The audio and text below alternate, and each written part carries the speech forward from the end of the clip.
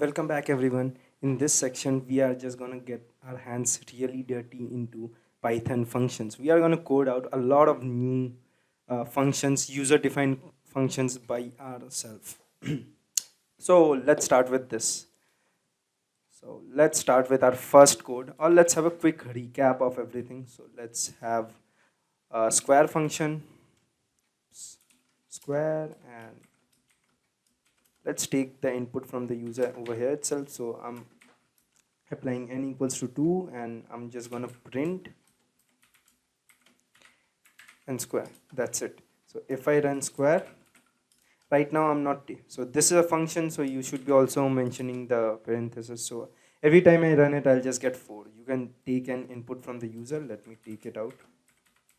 Input, enter the number. Let's execute it and let's take 45. You are going to get the square of it. So that's all we that discussed in the last video. Let's get into arguments and parameter. So what's the difference between parameters and argument? Let me quickly paste a section for you guys and run it off.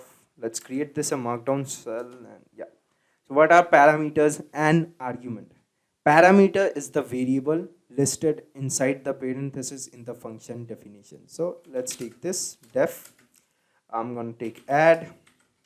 And inside of these two brackets, whatever you write, whatever values you want to write, that are regarded as parameter. Okay. And the value, okay, let's have a quick syntax of it. Okay, so let's statement 1 and statement 2. Let's take 1. That's it. And if you are having the function call, so the argument is the value that is sent to the function call when it is called. So over here, whatever value you have assigned, okay, let's say 2 values are there over here, 3 and 4, 3 and 4. These are the arguments, and over here you might have num1 comma num2. Okay. So let's write out this code. Oops. So let's write out this code for you guys. So def add, I have 2 arguments over here. I have num, that is num1 and num2, and then let's print out again f string sum is equal to, over here I'm equal to num1 plus num2. That's it. That's exactly what we have to do. Just double quotes. That's it.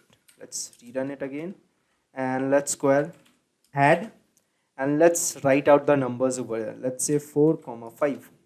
So we are getting the sum 9. So what exactly is happening over here right now? So we are passing the arguments 4 and 5. These values are passed into our function. Where are these passed? These values are linked with these numbers. That is num1 is equal to 4 and 5 is equal to num2. You can also mention something like this: num1 equal to 4, num2, oops, sorry, num2 equal to 5. Okay, that will also give us the same thing. Or else, let's modify it a bit. A equal to, you can take an input from the user, or right now I'm just gonna write my predefined numbers, that is 10 and 15. Okay, and let's add them out. So let's take a comma b. Okay, so it is not necessary that you have to write the same name, that is the same name of the argument that you are that you want to pass into your parameters. Okay, you just are caring about the values that you are passing. Okay, that is a and b. Whatever the value of a, you are passing the value of a, that is 10, to num1, and the value of b, that is 15, to num2. If I execute it out, I will get the sum 10 plus 15 is equal to 25. Let's create a quick calculator of it. Okay, def calculator, and let's take num1 again comma num2, and let's do all the arithmetic operations that we are having. I'm gonna write again my favorite f string. So I'm gonna write add equal to, and I'm gonna mention out whatever the values are, that is num1 plus num2. Okay, let's copy this complete code and paste it once more. so that we just have to change it out rather than writing it every time.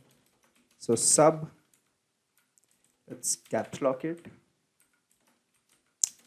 mul, and I have div.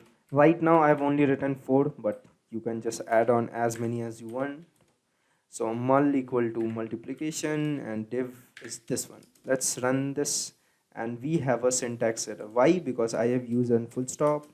So that has been completely occurred over here. Now let's pass values into our variable. So I'm gonna take an input from the user, that is int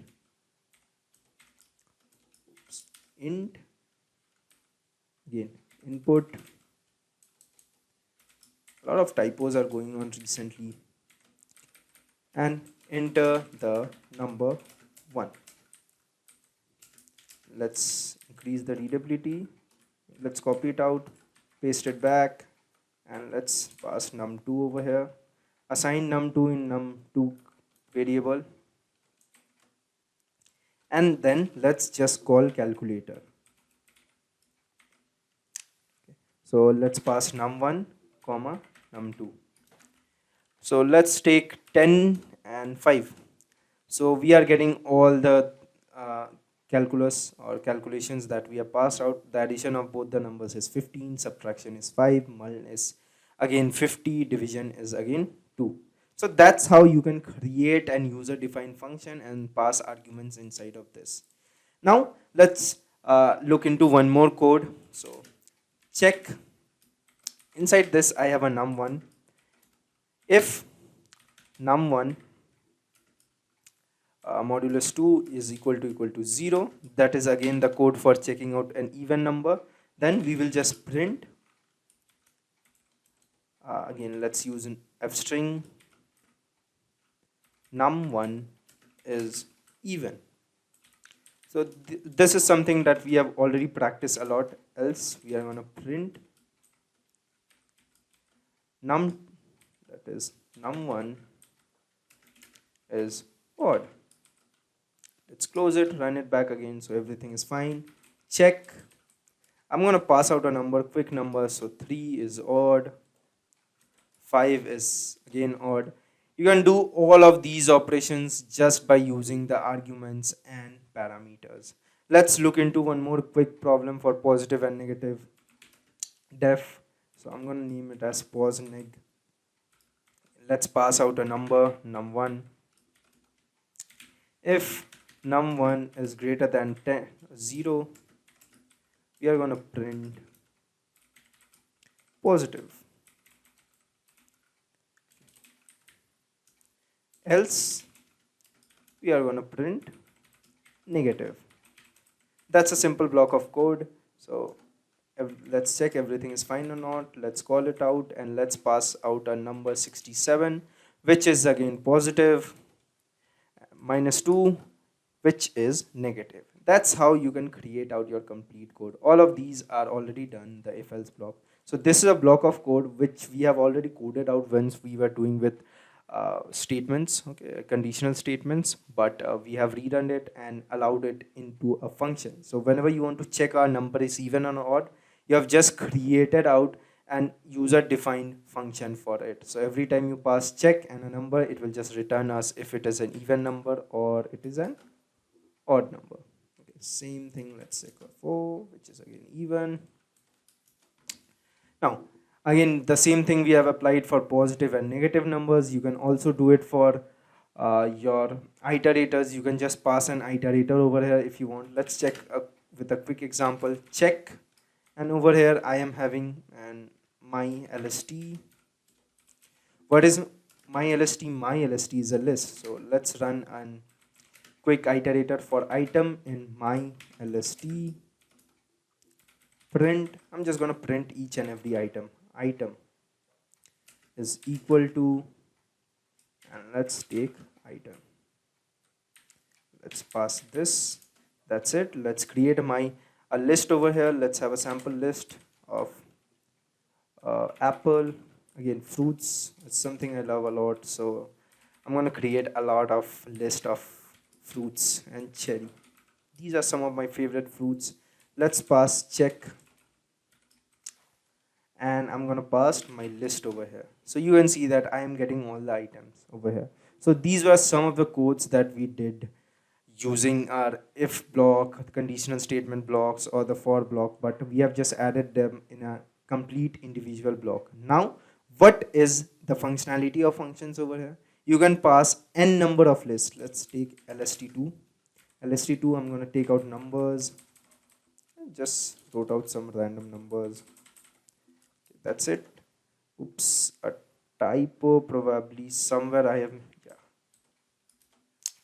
Now if I pass check lst2, it will do this for all numbers. So I didn't have to write the same block of code. This is the for block. Okay. I didn't have to write the same thing again for this list. So everything was done. I have just called out my check function and passed out my list, and I'm getting everything over here. Again, you can just pass out and enumerate over here, enumerate. Okay, let's use both of them and check it out. Or let's run this, take this code in a complete line to get out the item numbers, so that we have a quick recap of enumerate itself. Enumerate my list. Again, enumerate passes us two things, that is index, okay, comma item. This is sort of tuple unpacking. Okay, so item, and I'm going to mention index. That's it. Let's pass check and passed lst. So let's give some space over here. So item 0 apple, item 1, same thing for check lst2.